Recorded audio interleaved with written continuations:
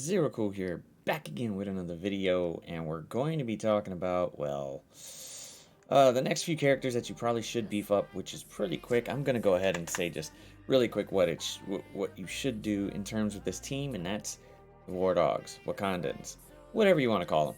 They're going to be the premier, I guess, war team that's coming out here outside of Undying, but that's not really a team. That's really essentially just the two-man duo that's going to come in and wreck nerds at least once. But the Wakandans, they're still going to be a five-man team, and you can use them in Crucible, at least a few of them, which do have those tags there, so you would be able to do that. Here, though, the main one, if we had to break down all five of the War Dog team, I would definitely say Nakia is the best one on here. Damage-wise, speed-wise, she is ridiculous. It is nuts. Her kit itself is just beautifully made. She does got some crits there. She does got some crits all around in other spots just right there. But they got these war offense tags are the one that's actually making it really, really interesting to go ahead and use her. But the one that just makes the most sense here would be her stats. So her stats are ridiculous. I mean, she's number one in damage. In damage! That's ridiculous. She has some high armor and some high focus, but her damage is ridiculous.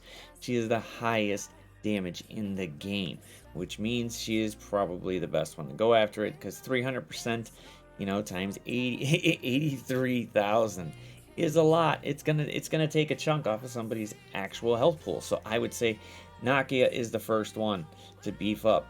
The next one, I don't want to just say it out loud. It's Black Panther 1MM or Caveman Black Panther or what is it, BPBC? It's just too much to roll off the tongue, so we kind of need a nickname for him. No one's really pushed that out yet.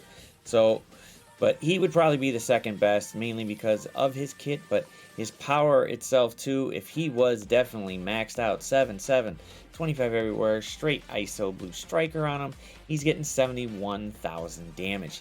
On the list, however, he is actually number 12, so it's not like he's low in damage. It's just he's fast and he's gonna hit hard. So I would say definitely the next one would be go ahead and get Black Panther 1mm. The next one would be Black Panther himself. He's got a high damage pull already. He's still quite fast, and his kit is still pretty damn relevant. Plus, they're now giving the Crucible tags a War Offense tag as well. So those same abilities that were used in Crucible are now going to be used on War Offense, which means they're going to be they're going to be a pain in it.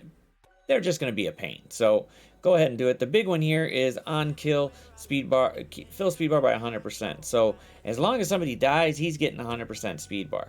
It sucks to have him on defense because, man, if you lose somebody, boom, he's going to snap off. But here, for offense, it does help if you can kill somebody right away, or if they got some minions or something, boom, he's going to get some turn meter, and he'll be able to snap off again.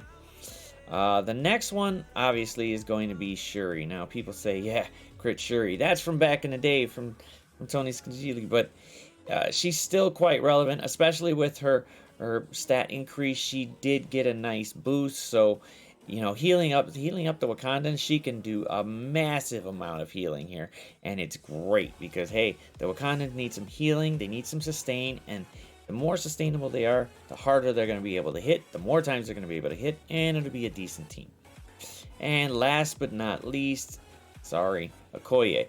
Okoye has a decent kit, looks great on paper, just the stats aren't there to push her up to it to say that she'd be far more valuable, so she is probably the lowest one on here at the moment, but you want to make sure that you at least get her T4 because, hey, whether it's in Crucible or offense, she's lowering damage by 15% as long as she's got 4 or more Wakandan allies.